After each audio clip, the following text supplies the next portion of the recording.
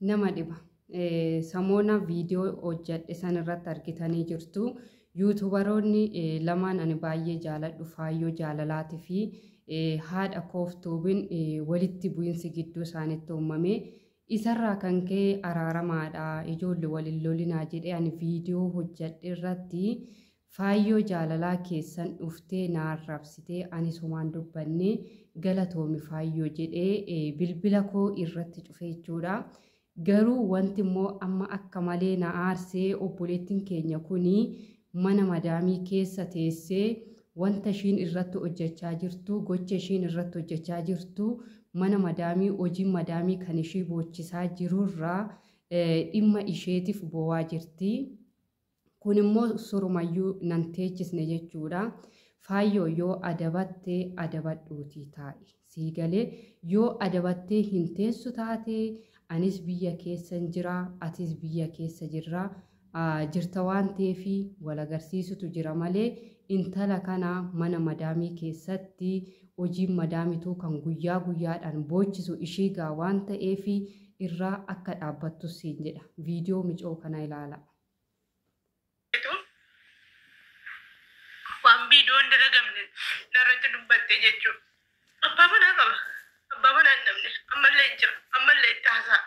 Garuu abbaa manaa gayyaa wajjin kan itti wal lolu bakka waan hin dubbachuu hin dandeenyedha jechuudha. Waan hin lubbuu koo dabarsee kennedha jechuudha. Kan abbaa manaa gayyaa wajjin irratti wal lolu.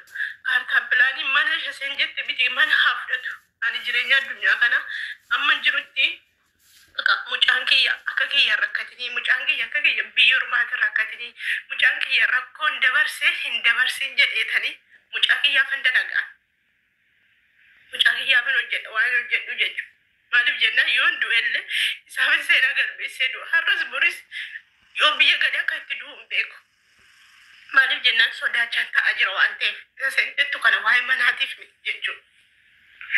Kan abbaa manaa kiyya wajjin wal lolu dhuguma wal lolla guyyaarra wal lolla. Guyyaarra meeqanatti dawwalee anillee itti dawwalee lolaa jechuudha. Garuu dhimma lubbuu kiyyaati. Dhimma lubbuu kiyyaatiif wal lolla malee dhimma waa'ee kaartaa pilaanii isa seen jettu irratti fuudhee isa seen jettu miti. Yoo fuudhee isaa fuudhu. Otuu naa qajeelee jennaani waan hin jedhu naa fudhatee abbaan manaa kiyya naa qajeelee waan hin jedhu naa fudhatee narratti fuudhee nan gammada. Isheen mana isa keessa jiraatte ani mana kiyya keessan jiraadhaa jechuudha. Otuu waan hin jedhu naa fudhatee tole naan jedhe wallaahi ofii kiyyaa fuusisa abbaa manaa kiyya. Kanammoo ijoollee qaba Faayyoo jettee maatii qaba fuudheera kanaaf galuu didde jettee wallaahi otuun waan hin jedhe naa guute abbaan manaa kiyya warra balkaaba ofii kiyyaa fuusisa. Ofii kiyya waan hin qabu hundaayyuu maqaa seettan deebisaaf. Maqaa ishee jaartiin fuudhutti hin deebisa. Nageenyi Waaqayyo isiniif haa baay'atu. Hordoftootaaf jaalatamtoota maatii chaanaala kootii akkam fayyaa jirtu annagaa kootii galanni Waaqayyoof haa ta'u. Sinis baga fayyaa taatan baga yeroo kana keessanis sinin jedhaa. Egaa obboloota koo warroonni laayik hin goone laayik gochuu hin dagatinaa viidiyoo kana akkasumas immoo warroonni dursaa maatii koo turtan galatoomadha. Warroonni amma immoo reef dhufaa jirtanii Subscribe gochuudhaan gara maatii chaanaala kanaatti dabalamaa isiniin jedhaa. Egaa obboloota koo arra maaltu na fide seetanii waan lamaaf hin dhufee keessattuu wanni tokko baay'ee murteessaadha jechuudha. Torbee darbee keessa guyyoota muraasa keessa ijoolleen lama baay'ee yuutubaroonni lama anan jaaladhu wal dhabdeen gidduu isaaniitti uumamee jira. Isaanis akka araara buusanis araara buusaa jedhee isaan kadhadheen jira. Garuu immoo isaan lamaan araara buusuu hin dandeenye darbaa wal arrabsaa jiru jechuudha.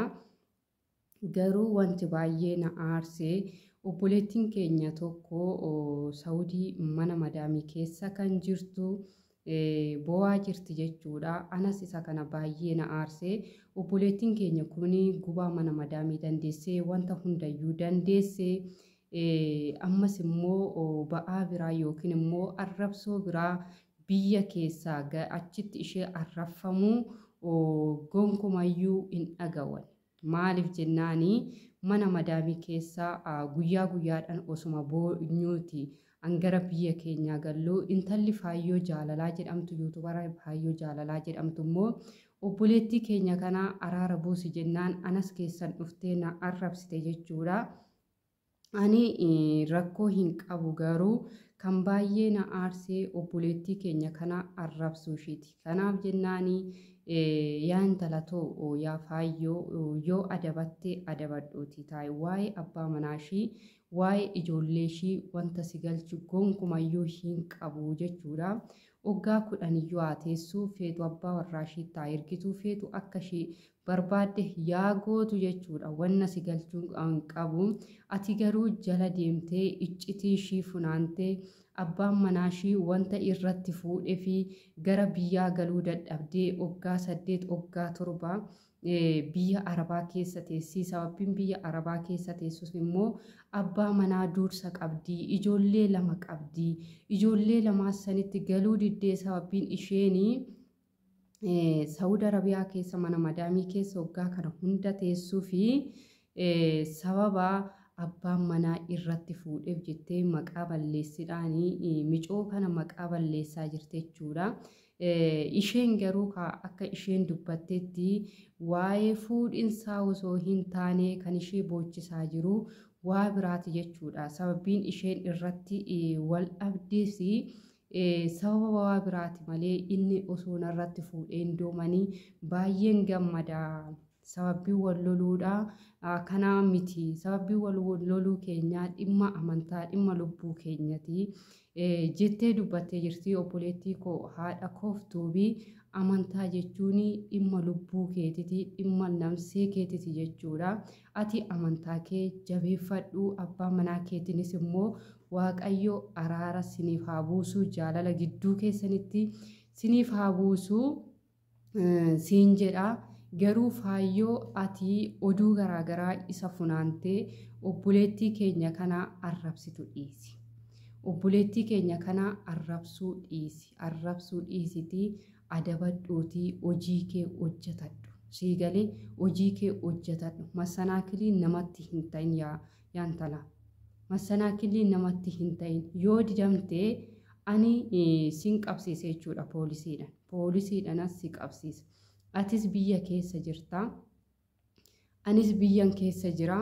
Obboleettii keenya ati biyya keessa teessee biddeen nyaachaa maal jechaa dhimma ishee arrabsituu fi gonkumayyuu hin qabdu jechuudha. Siigalee dhimma ishee arrabsituus gonkumayyuu hin qabdu. Feetu akka barbaadde haa gootu, feetu wanta barbaadde haa taatu jechuudha bakka. Hin tuqin. Ishiitti mee jira isheen darbitee sin tuqtu jechuudha. Sababa immoo ati asii achi deemtee maqaa ishii balleessituu fi hin qabdu. Eega ishiin dhimma biraati irratti wal lolle jetteeti ati maaltu jala deemiti iccitii ishii funaanisiin jedhe. Maaliif iccitii ishii funaanta? Ishee funaanuu dadhabde iccitii kee kana. Kanaaf jennaan yaa faayyoo silaa bilbila narraa kaasuu naarrabsiteerta. Galatoomisin jedhee jira. Yoo adabatte adabadhuutii taa'e. Yoo adabatte adabadhuutii taa'e. Kana ta'uu baannanii poolisiin dhufee harka kee lamaan walitti si hidhee agarsiisa jechuudha.